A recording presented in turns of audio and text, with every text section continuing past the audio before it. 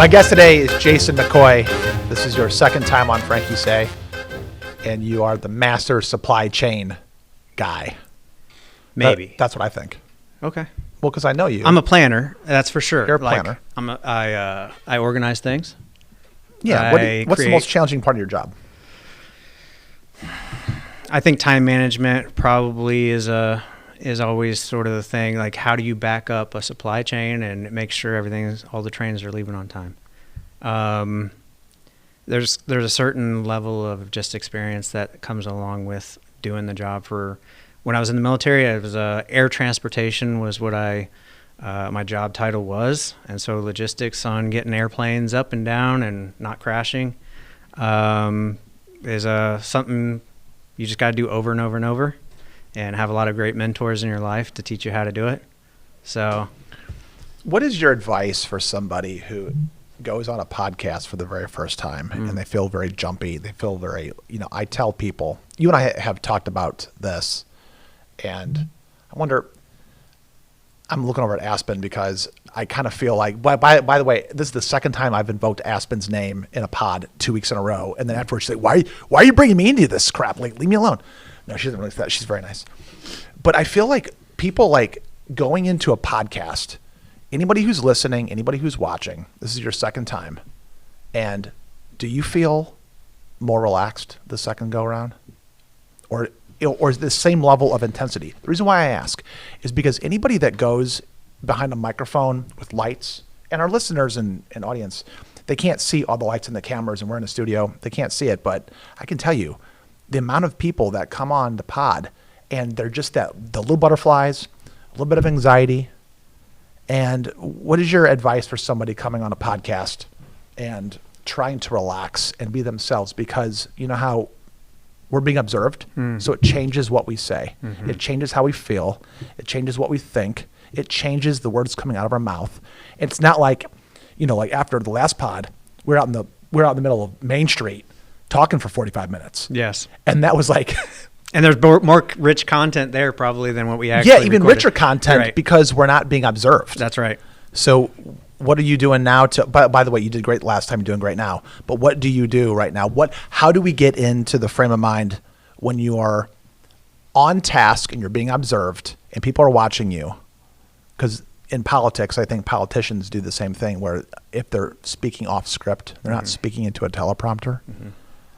You see politicians go off the rails. To answer your question, there's a few different areas I want to go here. First of all, I do public speaking anyway. I'll speak in front of a crowd, no problem. But the thing is with that, I'm usually very prepared. Again, I'm a planner, so I usually have a very sort of worked out idea of what I'm going to say, how I'm going to say it, and I know the audience who I'm talking to, so it's very tailored. With you make me nervous because I have no idea what we're talking about. You just say, hey, I need you to come in and talk to me. And I say, okay, well, let's see what happens. But as far as how do I balance myself, I just ignore this and I focus on you maybe. And just kind of rely on the fact that you asked me on here for a reason. And hopefully we stay on something that can talk about. One of the most difficult things, and I was talking to somebody about this the other day, a few days ago. So, what do you do to prepare? I go, well, first of all, getting somebody to sit in that chair at the same time, same day, once a week, to get someone to sit down there and do that is a huge challenge. The other part of it is all the things that we just talked about is, it's unfair for a lot of my guests to sit down there and try to do this. It's like, well, oh my gosh, what are we doing? What are we going to talk about? By the way, I know what we're going to talk about. Well, I hope so. This would be a boring episode. So I'm going to tie the local politics into the national politics because you and I like talking about these kinds of things. I've got a sheet here in front of me that only I can see. You can kind of see a part of it. So have you ever heard of the idea of government spending and either the velocity of it or the inefficiency of government spending? We talk about these things. Fraud, waste, and abuse, rampant, yes. And obviously, for all of the local people who follow local politics, I don't want to spend a lot of this podcast on that roundabout at all. Do not. Instead, because first of all, everybody's talking about it. Well, after what happened just this week, yes, they should be talking about it quite a bit. There's going to be other pods, and Muddy River is absolutely covering that local news. So that's not what I'm trying to do. But I want to give I want to outline some of the projects that governments do. Okay, let's go. So the U.S. Department of Veterans Affairs recently spent money to maintain hundreds of buildings that have been vacant for years. They're still spending money. And this one particular amount is $175 million to keep vacant buildings. There's another thing that they do. Millions of dollars were paid out to 118 phantom medical clinics. So these clinics, established by a network of actual criminal gangs, never actually existed. They were fake clinics, but the government paid the real money to these clinics, and they paid $35 million. You can Google ghost clinics. So are these only in America, or are these all over the world? This is in America. Okay. So ever heard of World of Witchcraft? No, I'm sorry, World of Warcraft. Yes. Heard of that? The game, yeah. It's a game.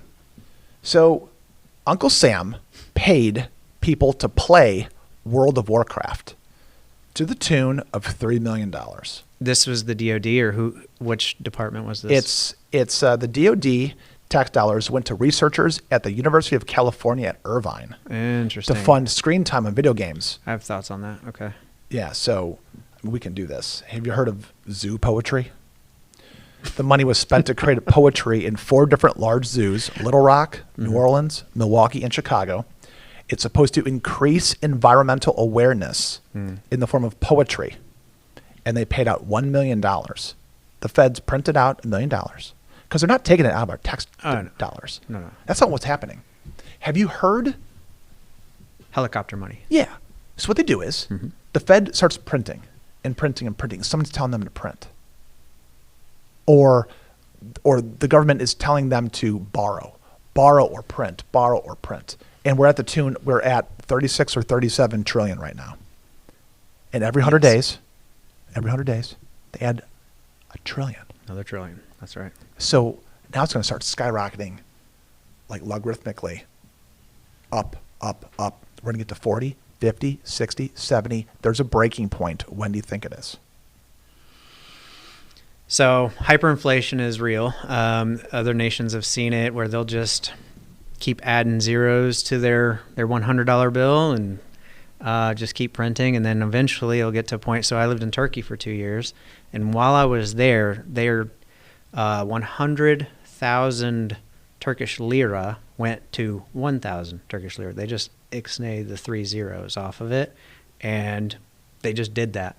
Their economy was very poor. They were a very poor country. They had very, very big disparity of wealth there. What is the breaking point to your answer? I don't know. It's one of those things because the federal government can't default. It won't. I think that's why they do it, because they know that there's no fear there. That there has to be no fear.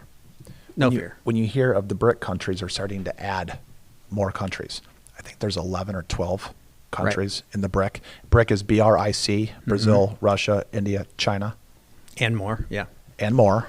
There's no K. The UAE and Saudi Arabia has signed up. A lot of those very rich nations have signed up. They're signing up to be in kind of, I don't want to say against the dollar. I think they're trying to hedge themselves. So they're going to actually marry that up to precious metals such as gold and silver, and that will be what's backing their new currency. And if that happens, yeah, we will no longer be the shiniest turd in the mix, because that's the only thing we're hanging on to right now. All the other currencies are pretty much garbage, and we're just banking on that.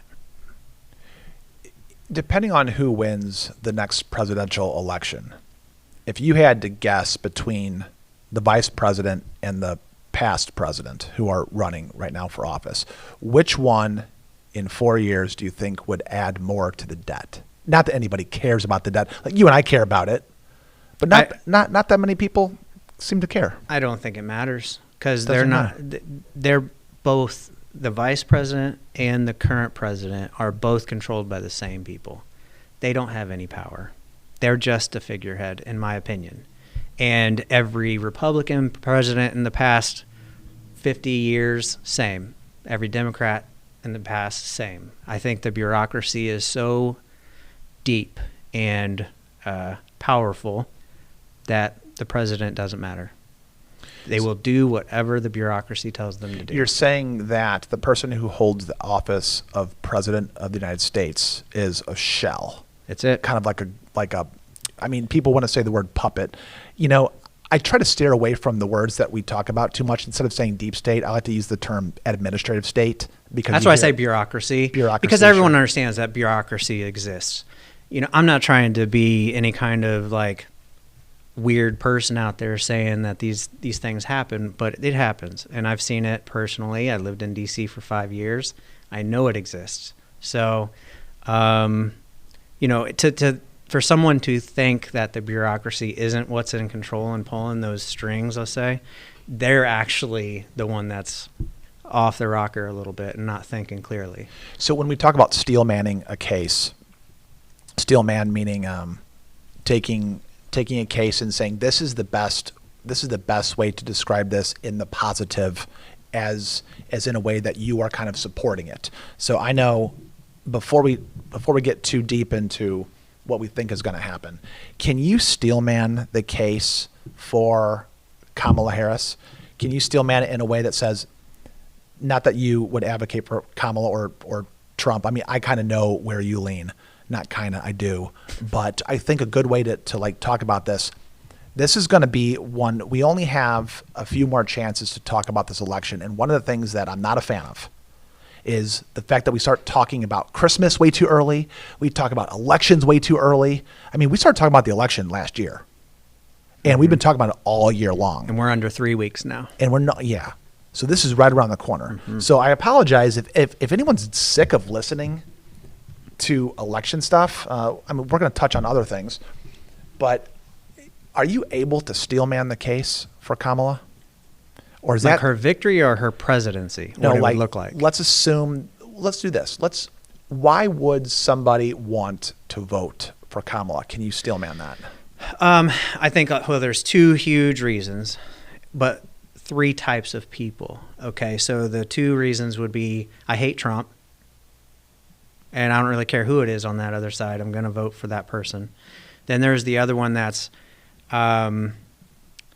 they just are emotional, very emotional beings, where they're just like, you know, the compassionate answer is more liberal issues. And that's fine. You know, at least you kind of understand principles a little bit. And then the third group of people would be your more power brokers, where they're like, that's, for example, the bureaucracy. They want people who are going to do their bidding, people who are malleable and will basically go with whatever they say. So those bureaucratic leaders at the top, those political appointed positions, they're going to throw every asset behind someone that they know they can control because they want that next spending bill to fund 10% more than the previous year, for example. Or if they go to them, they know that they're going to get a yes on it, whatever their ask is. So, you know, you have different groups that have different motivation. But on the flip side, I mean, if we do that same exercise with Trump, it's like, no, it doesn't matter if I vote Republican in the past or Democrat in the past, because there's a lot of Democrats who have kind of went over to, say, the MAGA side or whatever you want to call it. And they're saying, I'm just voting against this bureaucracy. I'm voting against this crazy train that's driving our debt to $35 trillion. I'm going against this crazy state that's constantly oppressing people in different ways. And we're saying, you know, those that are on Trump's side are saying, just get it back to the states. Let's go back to the United States Constitution. Let's honor what our founding fathers are saying. Now, no one's perfect, and there's a lot of issues that are going back and forth on these, and I don't agree with Trump on everything. There's things that I think he's a little strict on that I'm against. Second Amendment, he said some things that are a little concerning on that side of me, and I'm like, okay, but then he'll say other things like, oh yeah, I respect the Second Amendment, my children hunt, and I'm never gonna come against that. And so I don't ever know where he's gonna fall on some issues sometimes, but he has strong principles on other economic issues that are really important, and the border really important. So I think I'm against tariffs generally, so I have problems with him locking down tariffs. I understand his argument though. If we're getting cheated on every trade deal for the last 50 years, you got to start reining that stuff in. That goes against a libertarian's principles of a tariff is nothing but a tax. It's a hidden tax on consumers. But so you have to weigh and balance, and you can't be such a zealot that you're letting that one issue just wreck your whole decision. You have to kind of weigh and balance it all. Yeah, you brought in so many really good points there. I liked how you steelmanned Kamala and how you were steelmanning Trump as well. I think you brought up tariffs. Let's just jump on that for a second, because I think that's kind of like a misnomer in terms of not what you're saying, but what people are saying. So putting tariffs on goods coming into the country of things that you make here, when you are getting beaten and the market is going against you, and other countries put tariffs, for example, like cars, okay? So other countries put tariffs on our cars, especially Europe. Mm-hmm. I don't know exactly I think it's a 9 or 10% tariff in Germany for our vehicles, because they want to sell German-made cars. And German-made cars, those are super fun. They break a lot and they're really expensive, like Porsche, Volkswagen, Audi. All the Americans love options. Yeah. So we're going to pay that premium. The idea, though, when you put a tariff on something on a product that you make, when you are trying to force the market to make the stuff in your own country, mm-hmm. that is a massive negotiating tool. Mm-hmm. Massive. It's super powerful. But it makes no sense to put tariffs on things that we don't make, because then you can't get that product anymore. And there's no will to. You're not bringing anything market back to the United States because you're not making it. Mm-hmm. So that's a really interesting thing. But what is your general feel on what you think is going to happen if Kamala wins or if Trump wins? Do you think that whenever I look at legacy corporate media, there's lots of different predictions people make. And so I'm not really interested in talking about, the 7 battleground states and from Nevada to Georgia and, all the Great Lakes states. I'm not interested to talk about, that kind of analysis. But what I am interested in talking about is this is right around the corner. Do you think that if one candidate wins, do you think that there will be lots of protests and violence, and if the other one wins, none? Or do you think there's going to be none at all? Or are you predicting any major problems? Are you predicting any kind of, do you think it'll take a week to get this election done, or do you think it'll be done overnight? There's so many things I'm throwing at you here, but what is there any volatility that you see from one result or another? To everything you said, yes. Okay. Yeah, the media has played, and I'm talking about the mainstream media, such a role in confusing everyone and upsetting everyone and just not being straight shooters and telling the facts as they lay. And so there's such a disenfranchisement with believing anything the media says. And if there's any abnormalities that happen on November 5th, there are going to be upset people. And even if, the other side's going to be upset, no matter who wins, which watching all trending polls and betting averages and everything, it's looking like it's getting pretty one-sided, actually, based on history and kind of extrapolating out data. But if it somehow is thrown off, it's just like knocked off that trajectory, and it's so obvious that something went awry, and the media doesn't just come out clean and say what's going on, people don't trust it anymore. People don't trust the information that's coming out of the main legacy media. And yeah, I don't want to start doing any kind of predicting on violence or anything like that, but we are America, and what election hasn't had a lot of cantankerous sort of emotions tied to them? They all have at different levels. Have you heard that, and I've heard this every 4 years since I was about 16, 18 years old, I've heard that this is the most important election of our lifetime. Yeah. Do you believe that again? Because the reason why I ask is because I've got a lot of religious family members that, excuse me, they'll say things like, we're living in end times. I've been hearing this ever since I was a kid. We're living in end times. Mm-hmm. And then I think, back in 1999. Is it hyperbole or is it? I mean, I don't know. I think in the year 999, I think people thought. In the year 666. I mean, I think that at the turn of every century, people are thinking we're living, this is it. 1999. Yeah, Y2K. This is it. Mm-hmm. All the computers are going to stop. Over. All the planes are going to fall out of the sky. Bob's going to be unemployed. Oh, man, no, that's never going to happen. I'm going to be unemployed first. I'm going to be the first one unemployed. But, I think there's something very weird about when you're talking about the media not coming clean. Yeah. They don't. Like, not this independent media, when they don't have an axe to grind.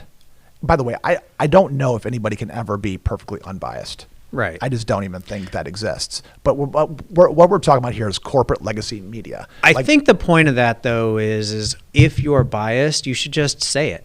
Just say, like, this is where, where my interests lie, and this is my spin on it. Instead of trying to come out like, oh, no, I'm an arbitrator of truth and just believe me and shut up and don't question anything. That's where, especially in America, we are very reserved with that. Like, don't tell me what to do, and in other cultures that might fly, but not here, not in America. We're very independent and thinking in a way of, no, I'm going to find this out for myself. Your job is to tell me who you are and why you're saying what you're saying. My job is to decipher that and go do the rest of my work. Now, does everyone do that? No, I think there are a lot of people who trust what they hear without question. And, that's a issue all humanity. Do you think they can be subdivided into, and I don't want to use the term woke, but awake and asleep? So the whole idea of woke, I love how that term has been. I remember how that term came out, mm-hmm. and there are certain demographics using "I'm woke." Mm-hmm. That a lot of like really popular American vernacular comes out of the hip hop and sometimes like the black community, and I like it. Like, it's fun. It's like a good thing, and I think that when they're talking about like being woke, they're like, "I'm woke," not "I've been awakened." Mm-hmm. Like using the Great Awakening. Yeah, not using that kind of language. So when people talk about being woke, you and I both kind of know what that means. But I'm going to talk about something different. I'm talking about voters who are kind of, they say, asleep, and this is the proverbial awake and asleep. Mm-hmm. This is my kind of take on it is the people who are asleep are the ones who are more concerned about like topics like abortion, mm-hmm. Things like that. Just distractions. I mean, so this is an ancient decades upon decades upon decades. Mm-hmm. I mean, ever since Roe v. Wade, but before, I mean, it's been like that topic. It's biblical. I mean, abortion is biblical, but it's ancient. Right. It's been around forever. So people want to keep talking about it. Like the roundabout. It's like you want to keep on talking about the same thing all the time. I think that is more of an asleep type of thing because I'm with you. Because when you are completely awakened, not woke, but awakened, you realize that there is a machine. Yes. And there's an oligarchy. And everybody at the top, the power centers, they want everybody to kind of fall in line. That's it. I think this election is more about there's somebody who wants to keep the machine going, and there's somebody else who wants to throw a spoke in it. And in every movie that I ever see, like when I see Star Wars, there's the Empire, and then there's the rebellion. And so I don't side with the Empire. I just don't side with the Empire. So for me, I don't care necessarily who the candidates are, and I don't care who is kind of rough around the edges or whatnot. I don't even really necessarily care about empty shells because I've seen Republicans in my lifetime be empty shell, like almost like suits. Like I think Mitt Romney was like just like an empty suit to me. That's it. Like he was so boring, and so like there's nothing behind there. And then the guy who beat him was like, oh baby, like I mean, when he spoke, even though I didn't have a very good sense that that's the direction we should go, because that was more like empire. Like let's keep the empire alive. But I was still seduced by that flavor. I know a lot of people that were. I didn't vote that way. I wasn't persuaded enough. I wasn't seduced so much that I threw a vote in that direction, but I was just like, wow, that is impressive. That is energetic. That has a lot of life to it. And so now in this election, I see like an emptiness, like a shell for the machine. And then I see another guy who just wants to throw. Like I don't know. He's the human hand grenade. Hand grenade to the DC bureaucracy. He's got the hand grenade, the proverbial hand grenade, so no one gets the wrong idea. And he's like, vibe check, pulls the pin and drops it. And so Michael Moore, who is a notorious filmmaker from the left, has a very famous speech from, I think, when Trump first announced back in 2015. And he basically put out to whoever his audience was, why people are going to support Trump. And I think he predicted that he was going to win, even though he didn't agree with him. But he said that very thing. He said Donald Trump is the human hand grenade that is going to blow up the whole system. And that's why people are voting for him. And no, this is in 16, right? I was 15, I think. 15. When he first came down the elevator and announced that he was running for 16. So it was like a year before the actual election. That's a long time ago. Yeah. And when I listened to that about a month ago, I remember listening to it a long time ago thinking like, well, that's weird. Why is Michael Moore talking about this? But he was trying to warn his audience of the danger. And it was almost an interesting thing because it's true. Everything he said was true about why there's certain faction, a large faction, wanting to say like all of the government spending and these pet projects and the corruption and the fraud, the waste, the abuse, the wars and the everything that the military industrial complex profits off of our taxes and funnels it through whatever NGO is funding slavery around the world or mass migration and promising the world to these people, and we're responsible for it. I shared something a couple weeks ago about how we are funding missiles on both sides of these wars, and how are we doing that? Because there's nothing to check that bureaucracy. Do you know who Dave Smith is? Yeah. So he's a famous comedian at heart, but he's kind of a comedian turned super smart guy, libertarian. He likes to say, if you want to know who we're going to go to war with next, take a look at who we're funding now. Oh my gosh. So you want to know who we're going to go to war with? Whoever we're going to give missiles to, that's who we're going to go to war with. I mean, that is bat doo-doo. That's insane. And It's absolutely logical. Explain this to me. Explain to me how do you, and this is like getting into like deeper waters maybe because you and I have at least like 7-8 other topics to cover here. And if we get time at the end, we'll try not to ruin everything by talking about Bitcoin. Okay. But because I haven't talked about it in a long time, and everyone is happier. And we're bumping the ceiling of 68,000. So yeah, we're gonna make an ATH soon. So anyway, but it goes back to the breaking the machine. So can you explain this? I have a hard time putting this into words about how it is when we are giving weapons to any group, either in the Middle East or wherever, and then at some point we go to war with them. Do you have any, like, so you've been in the military and you have a military mind for sure, more so than I do. Does this, when you say that makes total sense, what makes sense? What Dave Smith said because you can see the logic in it because that's what we do? Or is it you can see why we do these things because it's logical and makes sense? Where are you on this? Okay, so when it comes to spending on munitions and these major corporations who make the munitions, you'd never want that well to dry up because you have too much supply of missiles or whatever munitions you are. You always have to circle the inventory. How do you do that without going to war? How do you just going to blow up some missiles for no reason? Or are you going to go to war? You're going to put them against each other and play chess. So here's the thing, and then if you want two sides who are growing in their GDP and becoming powerhouses in their region to check their power, what do? You make them go to war with each other. Both of them are crushed or brought down to a level where they're manageable by our State Department. So we just celebrated Columbus Day on Monday, okay? Indigenous Peoples Day. Whatever you want to call it.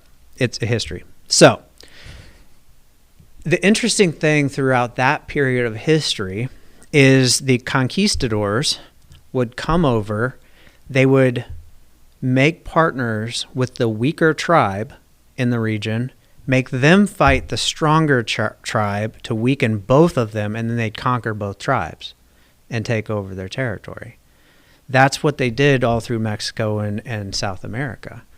So it's just military strategy. You're going to take these tribal peoples and you're going to make them war with each other until it's easier and you have less casualties for yourself.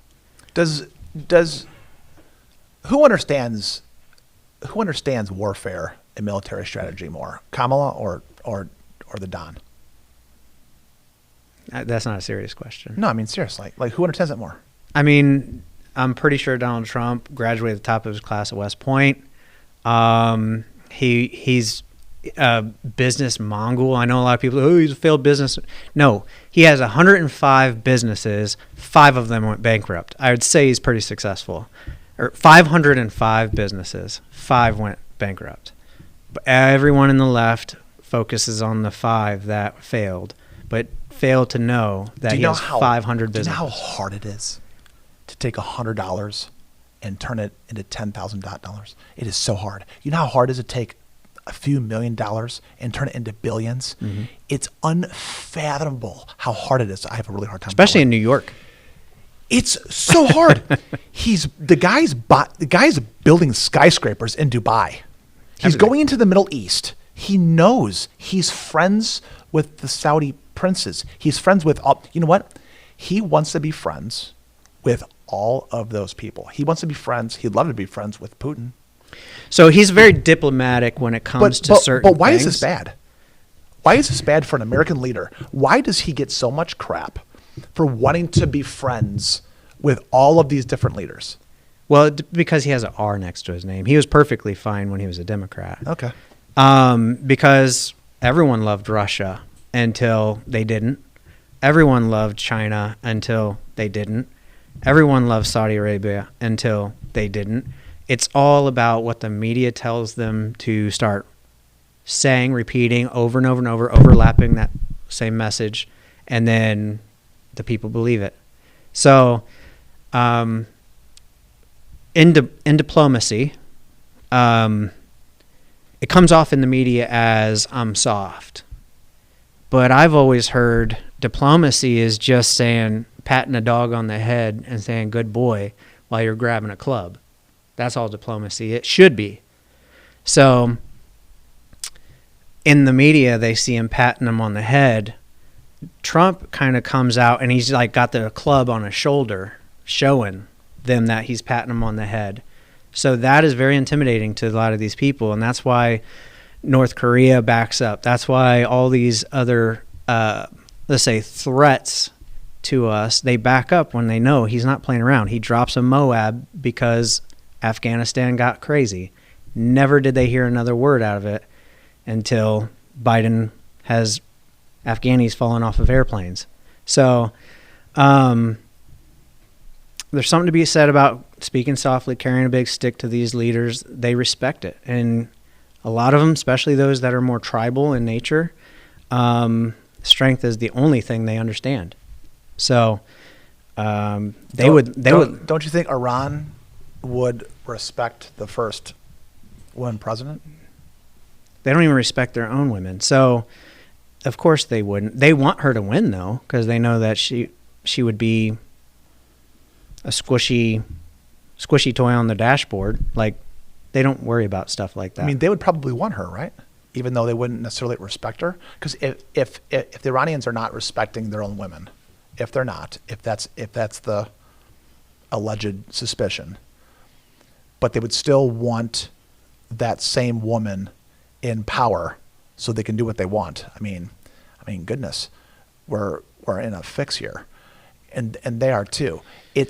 Do you think that it's just like any predator? Think of a predator situation. A predator is going to go after the weaker target.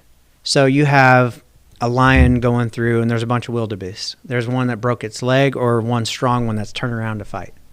It's going to go grab the one that broke its leg and drag it off out of the herd. That's how Iran would look at that situation. Do I want a wounded wildebeest, or this one that's going to actually like throw me in the air 30 feet and gorge my intestines out? So, that's it's kind of gruesome to think of it as that sort of way, but it's the only kind of way I can articulate the scenario. It's such a strange thing, going back to the people who have been awakened and want to break the machine, or the people who are asleep and are more concerned about sex, gender, killing, social living, issues, reproduction. It's like, are you kidding me? Like, we're trying to we're trying to keep a nation afloat. We're trying not to I don't think people understand how bad humans can really be. This is like one thing that really bothers me about this particular situation. I have faith in humanity, but I also have a very kind of a low opinion of what humans can do. You look at the 20th century. I mean, the amount of, I think there's just during actual conflict, warred conflict specifically, I believe there's about over 250 million people that died. Now, and I'm not talking democide is what it's officially called. Democide. Is that what that's called? Yep. Where communism and fascism basically killed people in masses. All the Holocaust and the Holodomor. I'm even talking about, I'm including Americans in wartime killing Japanese. I'm talking about all of the people in the 20th century that died as a result of warred conflict. And I think we barely have passed the million number. Million, maybe 1.5 million so far in this century. So 20th century, over 250 million people. This century, about 1.5 million. That means, so if I think, so this is super dark, which by the way, I don't want anyone to think that I'm not an optimist. I'm actually not an optimist. I'm not a pessimist. I'm just a realist. If I think 250 million people died through war in the last century, I was born in the last century. I was born towards the end of Ford. If I'm sitting here now in 2024 and I have this sick feeling that just as many people could die in this century, if I think that could happen again, when are we going to get going on it? When are we going to go? Because, I mean, I really don't. Do you have young children? Yes, I do. I really don't. I'm not really excited to like sign them up for the selective service, which, by the way, you know, this idea of like what law in America governs a man's body. You know, do you remember how that congressperson said to Kavanaugh, that Supreme Court justice, said, oh yeah, they're talking about abortion, saying, what law in America regulates a man's body? And Kavanaugh's like, I don't know. Selective service. In this country, the government, when you turn 18 and you're a man, or you have an XY chromosome, when you're a boy, a young boy, an 18-year-old boy, a man, whatever you want to. I mean, some 18-year-olds are boys. Sometimes 18-year-olds are men. I'm not going to judge them, but there's a difference sometimes. I probably turned into a man around 24 or 25, to be honest with you. I don't think I was one at 18. Just my opinion. I agree. That's just, how do you know? How do you know? You didn't know me back then. No, I'm kidding. For myself. Yeah. So the idea that the government can go in and force you to register to the selective service and then take you against your will to get shot, stabbed, killed, murdered in another country. Guess what? That's pretty powerful. And I don't understand why people can't figure this stuff out. It's like, oh, what law? It's like that selective service, buddy. Yeah. That's absolutely. a huge thing. Which arguably is, I don't know, what's worse? Which power do you want to have? I don't know. It's a real deep, dark thing. But so when I graduated high school in 2001, obviously I had to sign up for selective service. 1 year later, we were at war, and I was in the Air Force, and I had to go do my first living will and testament at 19 years old, saying and writing a thing that if I die, which at the time was like, you're going to go to war and you may never come back. Like, that's what we were being told. What year was this? 2001. And then 2002 is when I did my living will and testament and we were being sent off. Jeez. So that was right after September 11th. Wow. So, as a 19-year-old, that was the first time I ever like sat back and had a moment of like, holy crap, this is real. Like, I'm going to war. I'm signing off everything that I own, which wasn't much as a 19-year-old. But the sheer fact is, like, I had my own car, you know, and I was like, who do I give my car to? This is weird. Like, and then, you know, they run you through all the shots and everything. Think about the boys who have to go to war and they've got a bike and a skateboard and their baseball card collection. Because we're talking about young people. Absolutely. But go ahead, continue. No, I mean, a lot of people just got their entry-level job, and the first time they're ever getting a real paycheck and a real job. Granted, you know, the military, it's kind of one of those weird things where your job is strange. You're always hurry up and wait, and you're training. That is kind of your job. But my job was a little different because I was air transportation. So we had an actual, like, mission. I mean, every day was the same mission over and over, repetitive, and it wasn't too much unlike any airport job, you know, where you're going out. One half of the team is doing passengers. The half that I was dealing with at the time was all freight, cargo, and everything going over to the Asian side, the Pacific side. So, yeah, the whole thing it was very confusing at the time, but I didn't have any other plan either. So I was like, the military was my way of sort of trying to figure out what I wanted to be when I grew up. Well, even if you wouldn't have signed up, which I think it's really ballsy of you to sign up, I was not. No, it wasn't. It was the only option I knew. It was the only option you knew? At the time. Really? Mm-hmm. I remember wanting to go into the Army and wanting to go through boot camp. I was a wrestler and soccer player in high school. And I loved practice.